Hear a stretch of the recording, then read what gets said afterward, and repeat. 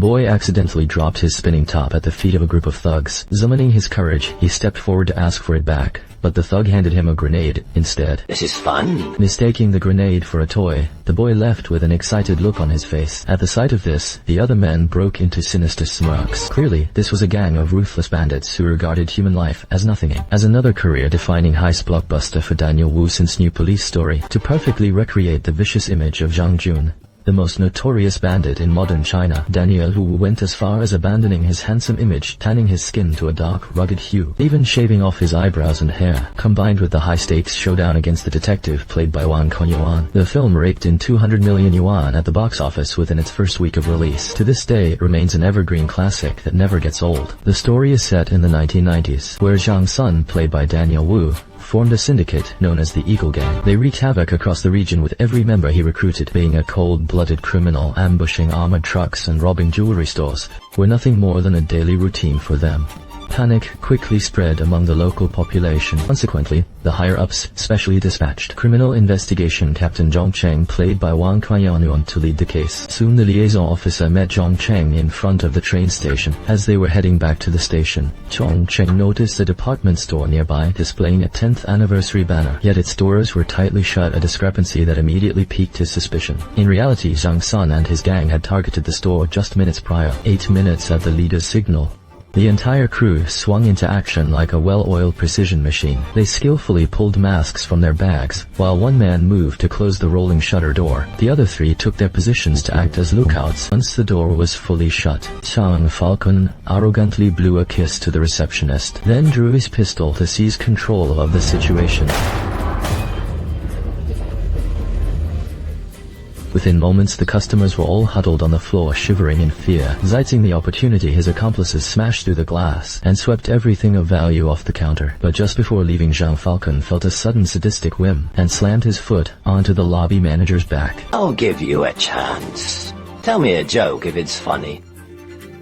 I'll spare your life. Meanwhile, Zhong Cheng sensed something was wrong. He hurried to the rolling shutter and glimpsed the scene inside through a narrow gap, unaware that he was already in the crosshairs of the lookouts on the roof. Zhang Falcon was soon alerted by a tip-off from his accomplices. Upon hearing the police were there, he executed the hostage without a moment's hesitation. This perfectly illustrates the sheer brutality and greed of Zhang Falcon. He then coolly directed his team to evacuate, but unexpectedly Zhong Cheng spotted a straggling robber and lunged forward to pin him down. Having subdued him, Zhong Cheng looked at a nearby public phone. As he moved to call for backup, he was unaware that danger was closing in from behind. Ah! Whoa! Ah!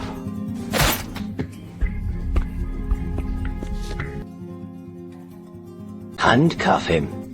Ah. That will teach him. It's clear that Zhang Falcon is not only ruthless, but also incredibly meticulous. After tossing Zhong Cheng into the car, the gang sped away, planning to live it up with the money they had just stolen. Didn't you grab a bottle of imported liquor? Hand it over! According to the Cheng Bureau of Statistics. Well, if he's a Mr. Policeman... Ah. Oh. Performer, oh, Police!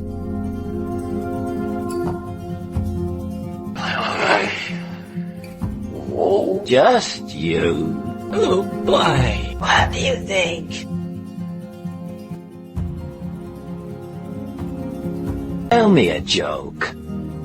If it's funny, I might spare your life. At this moment, Zhang Sun had no idea that this would be the most regrettable decision of his life. Facing the thug's threats, Zhong Cheng remained fearless and responded with disdain. Just then, a police car caught up with them. His men suggested finishing off Zhong Cheng, but Zhang Sun remained unruffled, calmly issuing orders. He told his men to turn into Zhongshan Road. Then he quickly holstered his pistol and had his henchmen blindfold Zhong Cheng, who seemed to sense his intentions. He confidently told Zhang Sun that there was no escape. Zhang Zun didn't answer, instead pulling his own mask over Zhong Cheng's head. Now, you can play the thief. You owe me a joke.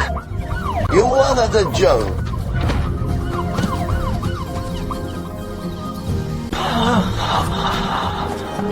Police, don't move! Police, don't move! Get him! Report the police! Have apprehended a group on Zhongshan Road! I'm a cop, they're heading away! It wasn't until the next day that the police confirmed Zhong Cheng's identity and released him from custody. Upon learning that the police had let Zhang Sun and his gang escape. Zhong Cheng voiced his frustration with a few complaints. However, as a captain transferred in from elsewhere, the other officers weren't inclined to show him much respect. You were in the same car with them, and yet you let them get away too. If I could stake out for 7 days to catch Lu, he won't get away either. In order to solve the case as quickly as possible, Zhong Cheng meticulously reviewed every case file related to the Eco Gang. They found that despite their repeated crimes, they always timed it perfectly to finish just before the police arrived, allowing them to escape in time. Furthermore, they left almost no clues behind. Clearly, this was a pack of extremely cunning and treacherous wolves, who had anticipated every contingency before taking action. While Zhong Cheng was still hunting for leads, Zhang Sun was already scouting his next target. The view is perfect. Let's do it here. Idiot call 110. Calling 110 was to confirm the exact time it took for the police to arrive after being dispatched. They had to complete the robbery and evacuate safely within that window. This time they grew bolder, setting their sights on the vault at Puching Bank, but cracking it would take 12 minutes, whereas the police could reach the scene in just 7 minutes. His men argued over various methods, but they were either too slow or simply impractical. While everyone was at a loss, Zhang Sun calmly stated he could easily open the vault with just a single rope. As night fell, they set up an abandoned building to mimic the bank's interior to conduct a dry run of the robbery. Theirs was a high-stakes life and death business if caught. There would be no turning back. Therefore, for every heist, Zhang Sun would rehearse multiple times to ensure everything was foolproof. A few days later, the gang arrived at the bank entrance. Since they were ahead of schedule, they calmly walked into a noodle shop.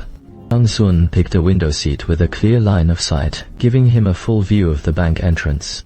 6 bowls of noodles, 2 thick, 2 thin, 1 with no green onions. How long will it take to cook? 10 minutes, I'll cook them now. We'll withdraw some money from the bank first, then come back to eat. The gang then swaggered into the bank, as if they owned the place. First they locked the doors and posted a cleaning in progress sign. Then they expertly pulled on their masks. Hey, what are you doing? Stay quiet if you want to stay alive.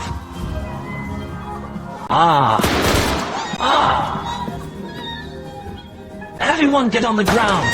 After 2 were gunned down, the rest didn't dare to resist at all. Zhang Sun checked the time. They had 5 minutes and 10 seconds left after breaching the bank's iron vault door. 2 henchmen immediately set up a series of ropes inside the vault. Through some ingenious tactic of Zhang Sun's, they actually managed to ransack the entire vault within 5 minutes, making off with a massive haul. The police were soon alerted and rushed to the scene, where everyone was left utterly baffled. How on earth did the robbers pull it off? Only Zhong Cheng quickly saw through their trick. He had someone untie a shoelace, then used a pen to give a demonstration. This 5 minutes and 10 seconds. 3 minutes. Give me another pencil.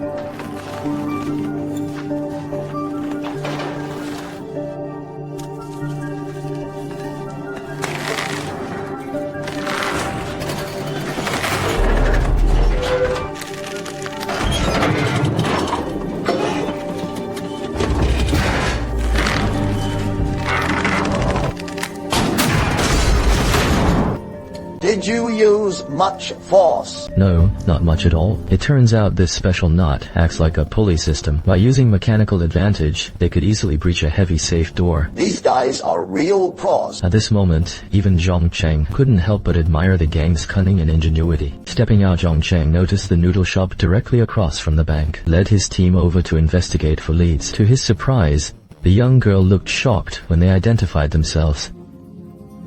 What? A customer said earlier that the police would be coming. He even left some money. Wait a second, little girl. A few officers will be coming by. Tell them, fancy. The meal is on me. Zhang Sun's arrogance infuriated the police, but his cockiness stemmed from a supreme confidence that he had already outsmarted them. He believed he would surely have the last laugh in this cat-and-mouse game. Zhong Cheng didn't let his emotions get the better of him. Instead, he stayed calm and told everyone to sit down and eat. Mister, wench, just bring us exactly what they ordered. Thank you. This move was far from meaningless. Zhong Cheng was stepping into the robber's shoes, for only through such empathy could he hope to find a flaw in their plan. He deduced that Zhang Sun possessed an incredibly resilient psyche. After the heist, instead of fleeing immediately, he had returned to the noodle shop to eat in leisure, gazing at the tower in the distance. Zhongcheng suddenly realized the reason they were always one step behind was that the robbers had stationed lookouts at high vantage points. Since the robbers opened fire during every heist, replenishing their ammunition was bound to be an issue. So Zhongcheng took a different approach, targeting the arms dealers to cut off their supply line. And so the notorious Eagle Gang vanished for a time. Until the Mid-Autumn Festival, when Zhang Sun's funds ran dry, he decided to lead his crew in one last massive score. Portion bank. 800 yuan in 7 minutes. Working as a chef, how many years would you have to cook to build a house back home? Toting cargo. Driving illegal taxis or hauling bricks at a site. It would take an eternity to return home in glory. We've got a big job. Zhongcheng received word. Gunshots ring out at Zhongshan Bank.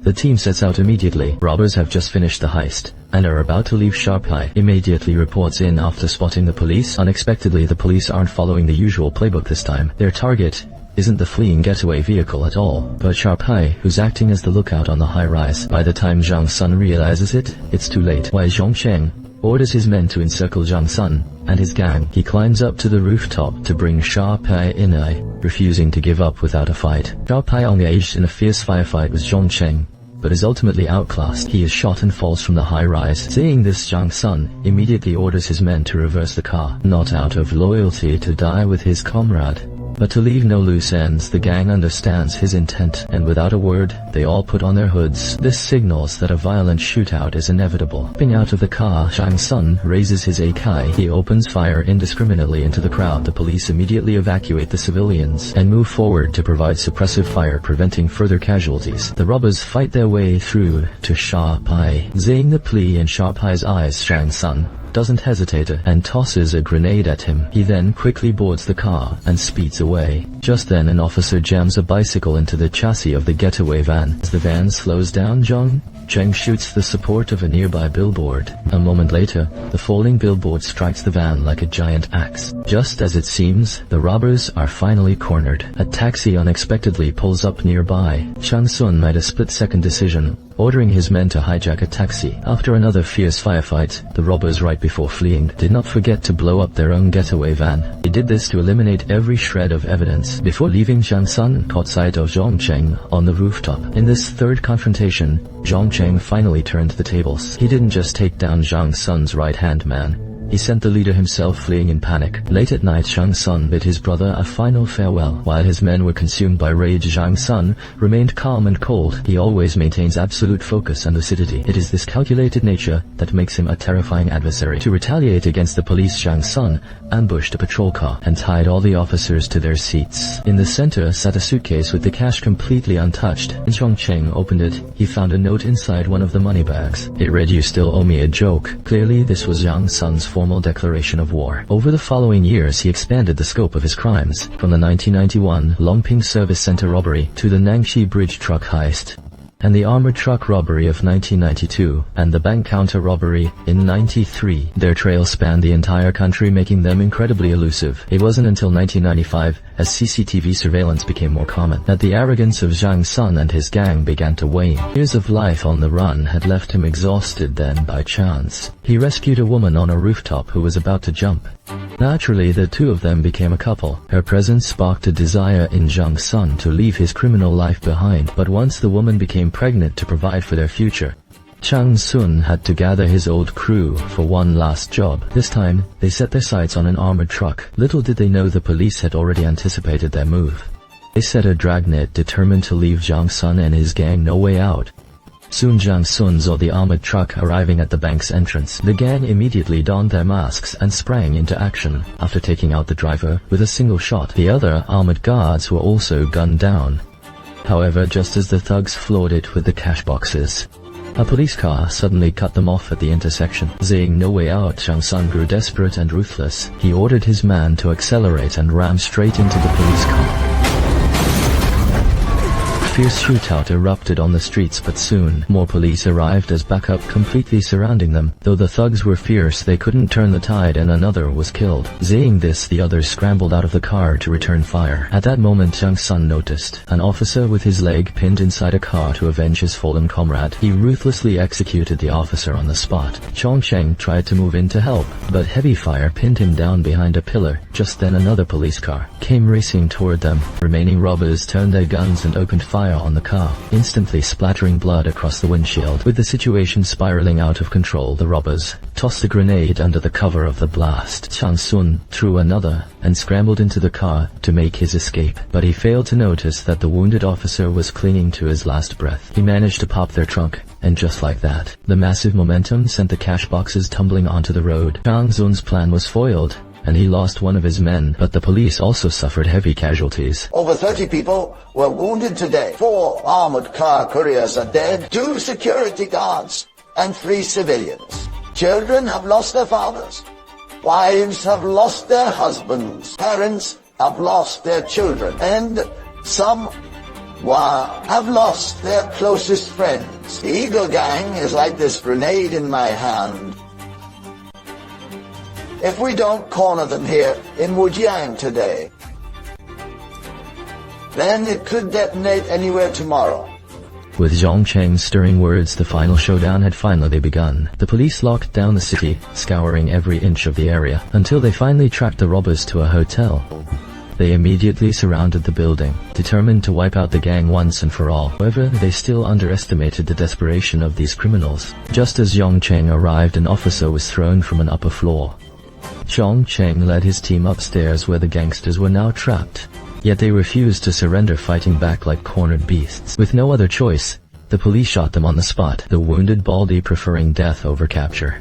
Leapt from the high-rise, a policewoman lunged after him, and upon landing instantly opened fire to take him down. The last man, Big Dog, threatened to blow everyone up with 2 grenades. Ultimately, Guanghua sacrificed himself to give his colleagues a clear shot at Big Dog. After this battle, Zhang Sun's henchmen were completely wiped out. As the ringleader, he posed as a police officer to slip through the dragnet. Brotherhood meant nothing to him in the end. They were merely pawns to be sacrificed. Later, the police tracked down the suspect's pager records, and by cracking their code, they learned that Zhang Sun's wife was pregnant and quickly located his hideout. To avoid tipping him off, the police didn't move in immediately. Instead, they set an inescapable trap. A few days later, Zhang Sun appeared outside the building. Cautious, he didn't head home right away. Instead, he went to the building opposite and took an elderly couple hostage. He called his wife and said, "Just listen to me. Don't say a word, yeah. Oh, besides, how many years will you get? I won't make it out alive. Do you understand what I mean?" Hanging up, his wife fought back tears and sheared her hair short.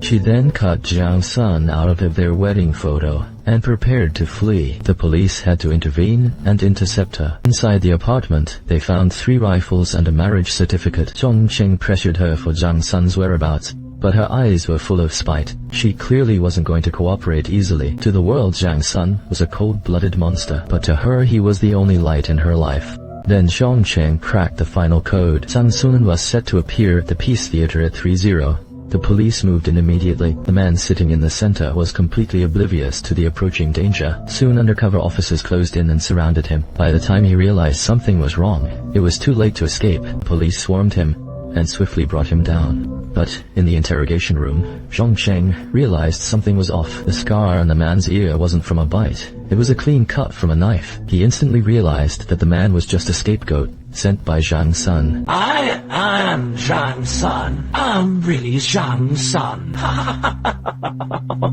The case was finally solved after years, and the entire police station erupted in celebration. Only Zhongcheng remained uneasy looking at the hearing aid in his hand. He suddenly realized that after his escape, Zhang Sun would definitely head back to his hometown in Yunfeng. Zhongcheng immediately rushed to Yunfeng, and after several days of staking out, pager in his hand finally went off again. He knew the dormant eagle could finally no longer resist making a move. By deciphering the code, the message read "a place where it's always raining." Zhongcheng quickly understood the meaning. It was a reference to a bathhouse. After an investigation, he found 36 bathhouses in Yunfeng. One called the Zhiying aroused Zhongcheng's suspicion. It so happened that the proprietress was an elderly woman who wore a hearing aid, produced the matching hearing aid, and asked her about its owner.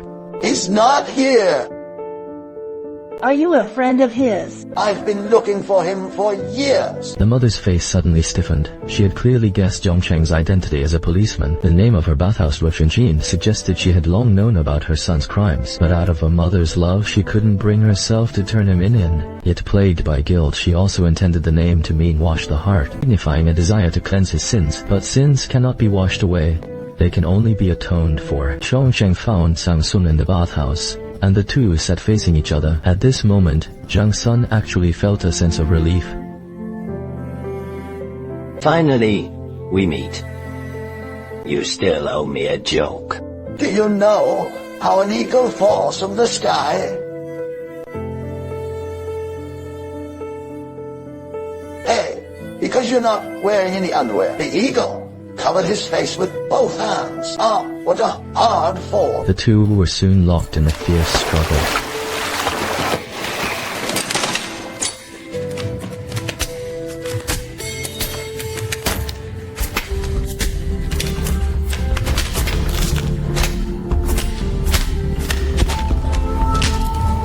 You know he knows. Mother watched the patrons flee and silently removed her hearing aid. She seemed to know it was something her son bought with blood-stained money. After a life-and-death struggle, Captain Zhang finally apprehended Zhang Sun. Thinking of his fallen comrades, though consumed with rage, Captain Zhang did not cross the line. Instead, he brought Zhang Sun to justice. Finally, 224 days later, the eagle with its wings now clipped was escorted to the execution ground. Under a leaden sky, Zhang Sun's face was deathly pale. His eyes were vacant. Even a ruthless criminal like him showed fear. He looked up at the sky, but time allowed no room for repentance. One question viewers are most curious about after watching the film is what brand of towels they were wearing around their waists. The quality was so exceptional and resilient that even as the bathhouse was being demolished, the towels never fell off. It left everyone feeling rather frustrated. This is likely the most lasting impression after watching Caught in Time.